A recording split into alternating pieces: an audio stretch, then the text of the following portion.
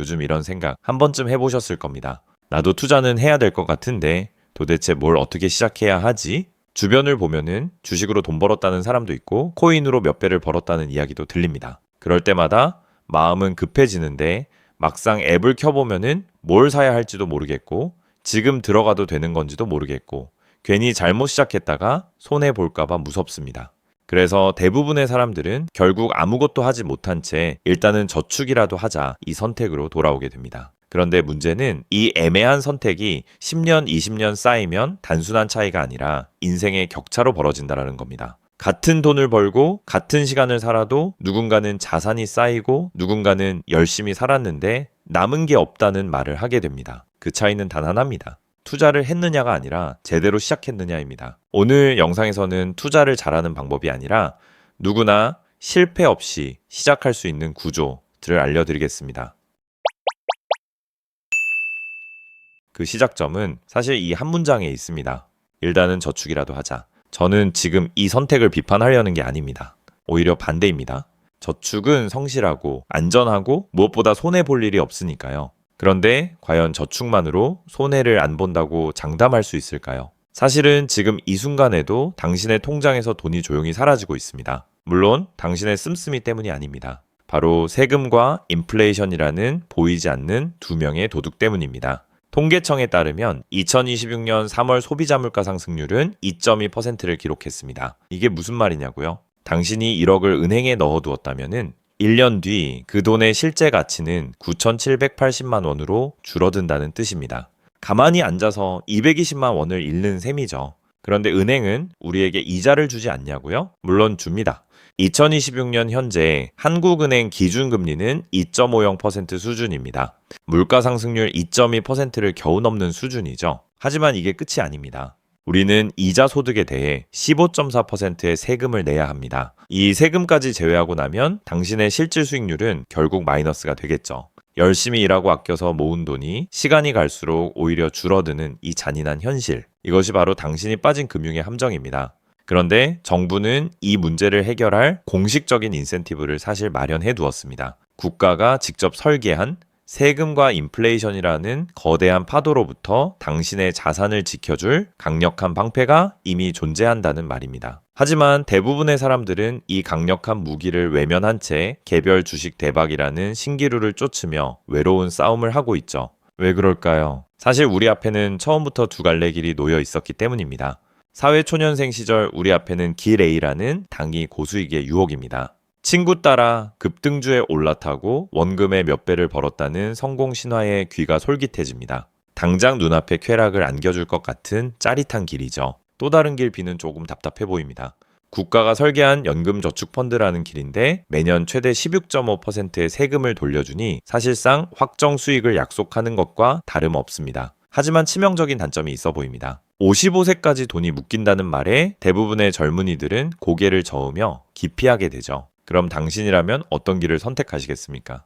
아마 많은 분들의 마음이 A 쪽으로 기울 겁니다. 하지만 단언컨대 그 선택은 당신이 가진 가장 강력하고 유일한 무기인 시간을 헐값에 팔아넘기는 행위가 될 것입니다. 이게 무슨 말이냐고요? 자, 구체적인 숫자로 충격적인 시뮬레이션을 하나 보여드리겠습니다. 여기 25세에 사회생활을 시작한 A씨와 10년 뒤인 35세에 시작한 B씨가 있습니다. 두 사람 모두 매년 600만 원씩 연평균 8% 수익률을 가정하는 동일한 연금저축펀드에 투자하기로 합니다. 65세가 되었을 때 둘의 자산 격차는 얼마나 벌어질까요? 먼저 35세에 시작한 B의 계좌에는 약 6억 8천만 원 정도가 쌓입니다. 30년간 납입한 원금 1억 8천만 원이 4배 이상 불어난 셈이죠. 나쁘지 않은 성과입니다. 그럼 25세에 시작한 A는 어떨까요? A의 계좌에는 무려 15억이 넘는 돈이 쌓여 있습니다. 계산이 되시나요? A씨가 B씨보다 10년 먼저 시작해서 더 낸 원금은 고작 6천만 원입니다. 하지만 40년이라는 시간이 흐른 뒤 그 6천만 원의 차이는 8억 원 이상의 거대한 격차를 만들어냈습니다. 이것이 바로 시간이 돈을 낳는 복리의 마법, 천재 물리학자 아인슈타인이 인류 최고의 발명이라고 불렀던 바로 그 힘입니다. 20대에게 시간은 그 자체로 돈입니다. 아니, 돈보다 더 강력한 자산입니다. 그런데 이쯤에서 반드시 나오는 질문이 있습니다. 돈이 55세까지 묶인다는 건 어떻게 하냐고요? 바로 그 지점에서 우리는 관점을 완전히 바꿔야 합니다. 그것은 단점이 아니라 당신의 자산을 지키는 가장 강력한 안전장치입니다. 생각해 보십시오. 30년, 40년의 긴 투자 여정에서 시장의 폭락은 반드시 찾아옵니다. 만약 돈을 언제든 뺄 수 있다면 공포에 질린 당신은 가장 낮은 가격에 주식을 팔아치우고 시장을 떠나게 될 겁니다. 이때 55세라는 강제적인 유동성 페널티는 바로 그 순간 당신이 가장 어리석은 선택을 하지 않도록 막아주는 안전벨트 역할을 하는 거죠. 단기 변동성에 흔들리지 않고 시장에 오래 머물며 복리의 마법을 끝까지 누리게 만드는 최고의 시스템인 셈입니다. 결국 20대 스스로에게 할 수 있는 질문은 어떤 주식이 오를까가 아닙니다. 나는 시간이라는 무기를 어디에 투자할 것인가? 입니다. 단기적인 유혹에 시간을 팔아넘기시겠습니까? 아니면 시간의 힘을 믿고 시스템에 올라타시겠습니까?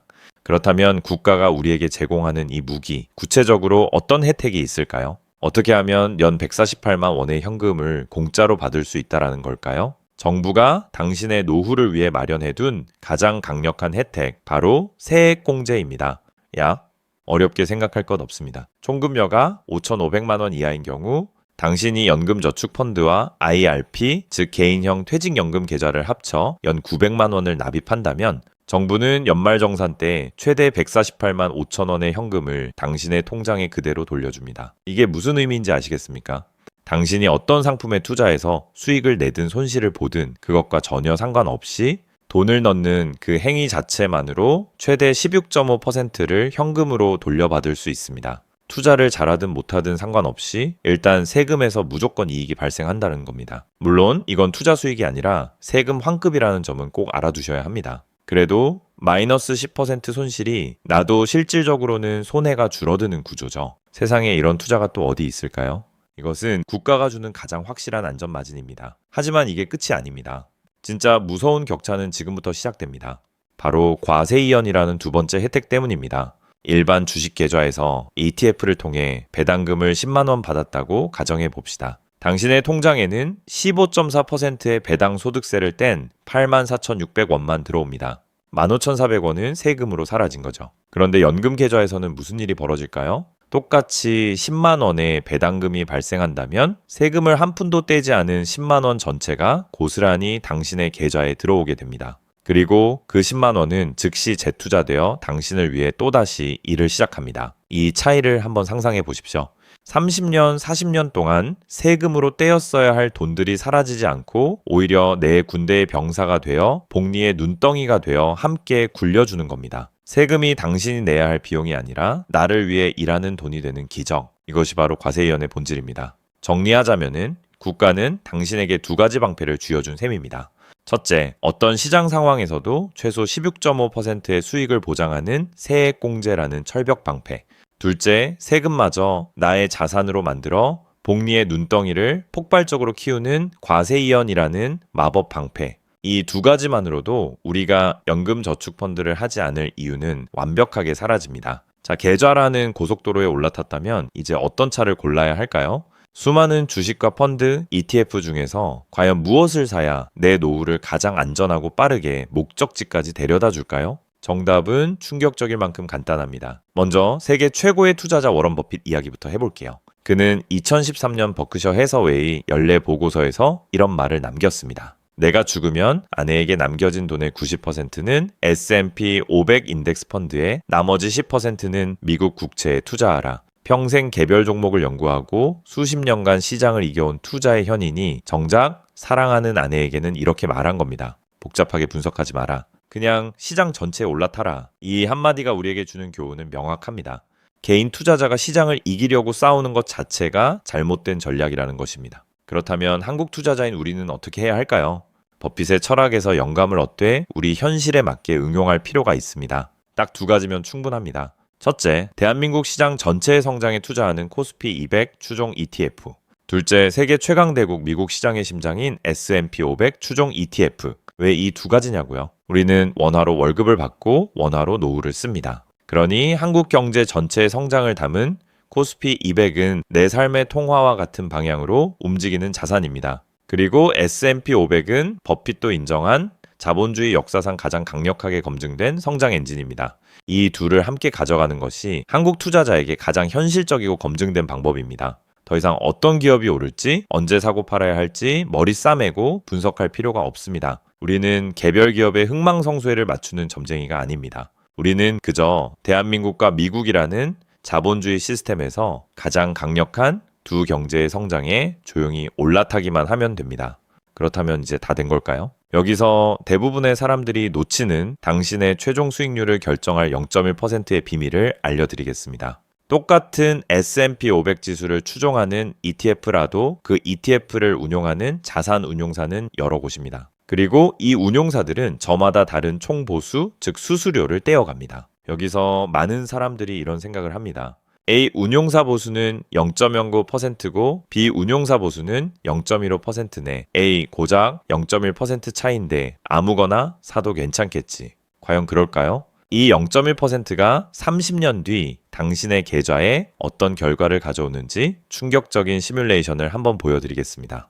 똑같은 S&P 500 지수를 추종하더라도 상품의 종류에 따라 수수료가 크게 달라집니다. 그리고 이 운용사들은 저마다 다른 총보수, 즉 수수료를 떼어갑니다. 많은 사람들이 이런 생각을 합니다. ETF는 왠지 낯설고 그냥 은행에서 권해주는 펀드 사면 되지 않나? 매년 600만 원씩 30년간 연평균 8%의 수익률을 가정해 봅시다. 총보수 0.09%짜리 ETF에 투자했다면 30년 뒤 당신의 계좌에는 약 7억 2,700만 원이 쌓입니다. 그런데 은행 창구에서 흔히 권유하는 액티브 펀드 총보수가 1%인 상품에 똑같이 투자했다면 어떨까요? 30년 뒤 당신의 계좌에는 약 6억 600만 원이 남습니다.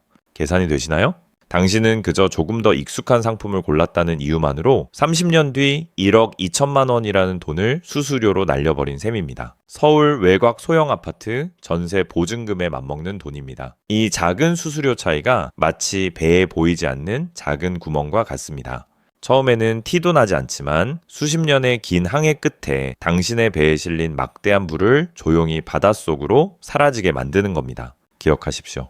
장기 투자에서 수익률은 그 누구도 예측할 수 없지만 비용, 즉 수수료는 우리가 통제할 수 있는 유일하고 확실한 변수입니다. 따라서 ETF를 선택할 때의 제일 원칙은 다른 어떤 것도 아닌 바로 총보수가 가장 낮은 상품을 고르는 것입니다. 이것이 당신의 최종 수익을 결정하는 가장 중요한 디테일입니다. 자, 이렇게 국가가 제공하는 최고의 절세 계좌에 시장을 이기는 가장 현명한 ETF를 가장 저렴한 비용으로 담는 것까지 마쳤습니다. 연금저축과 IRP의 세액공제 한도인 연 900만 원을 모두 채웠다면 이제 당신의 재테크 포트폴리오를 완성할 마지막 퍼즐은 무엇일까요? 바로 중기 목돈 마련과 추가 절세를 위한 또 다른 만능 무기 ISA 계좌입니다.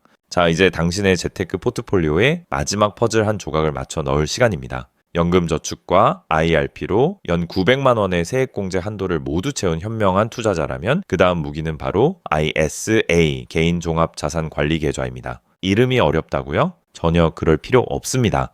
아주 간단하게 비유해 볼까요?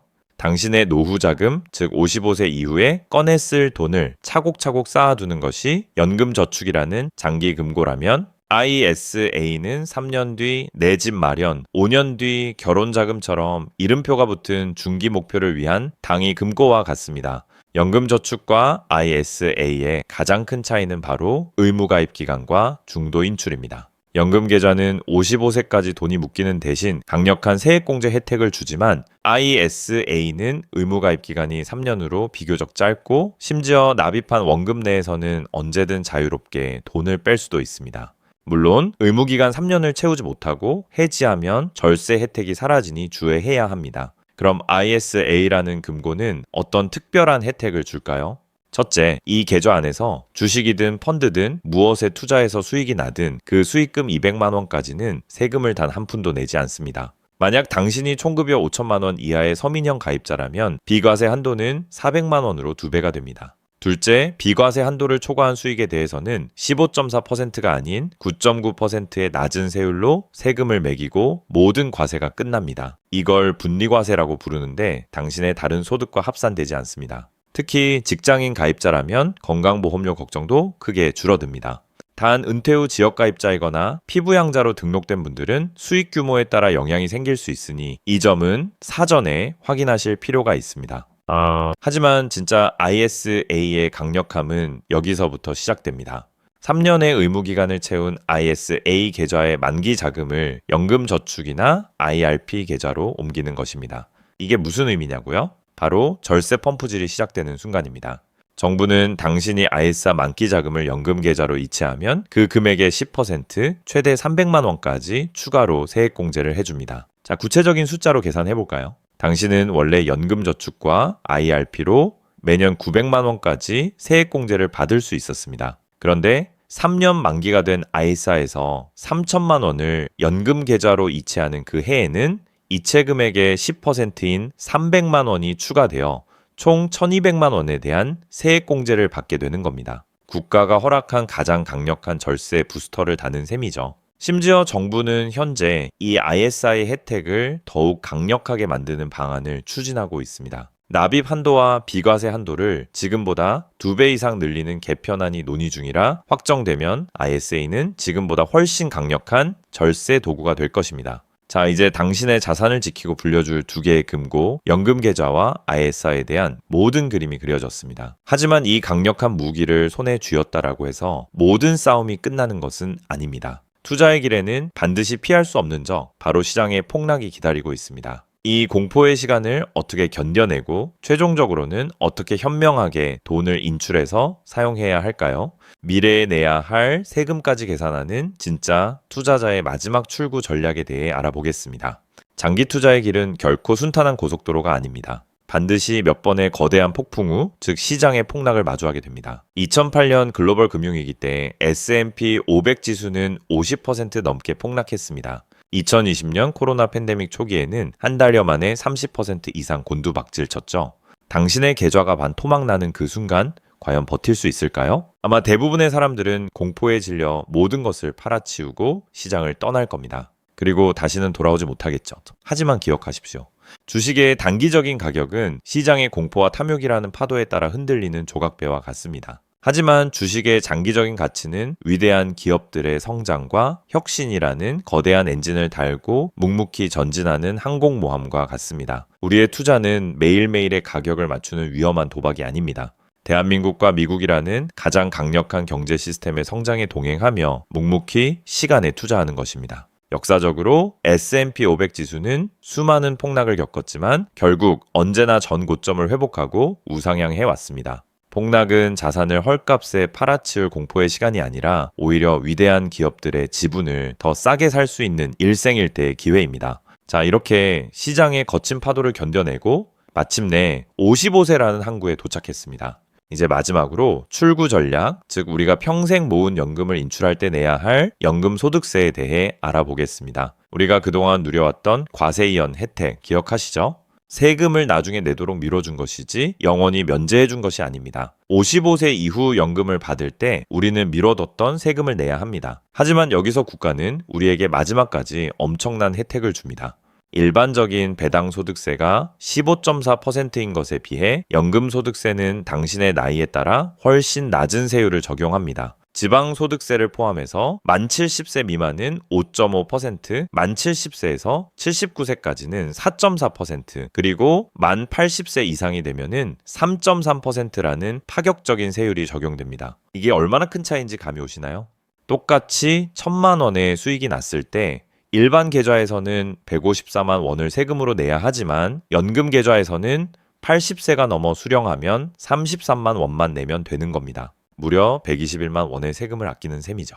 단 연간 연금 수령액이 1,500만 원을 넘어가면은 종합과세 대상이 될 수 있으니 인출 금액을 연도별로 분산하는 전략이 필요합니다. 이 사실을 미리 알고 있어야만 당신의 진짜 노후 자산을 정확하게 계산하고 현명한 인출 계획을 세울 수 있습니다. 국가가 주는 혜택의 전체 그림, 즉 세액공제로 시작해서 과세이연으로 불리고 낮은 연금소득세로 마무리되는 이 거대한 시스템을 이해하는 것.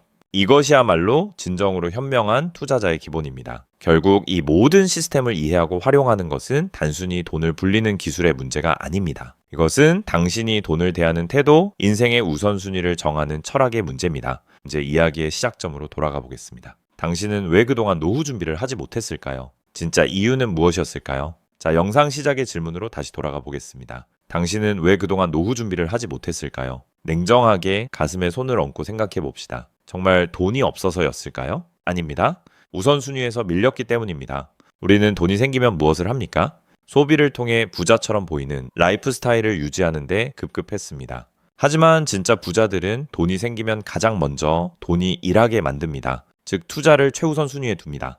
우리가 지금까지 이야기한 연금저축펀드는 단순히 세금을 아껴주는 금융상품이 아닙니다. 이것은 소비 중심의 삶에서 투자 중심의 삶으로 당신을 강제 전환시키는 가장 강력한 시스템이자 부자가 되는 라이프 스타일 그 자체입니다. 더 이상 외롭게 고군분투하지 마십시오.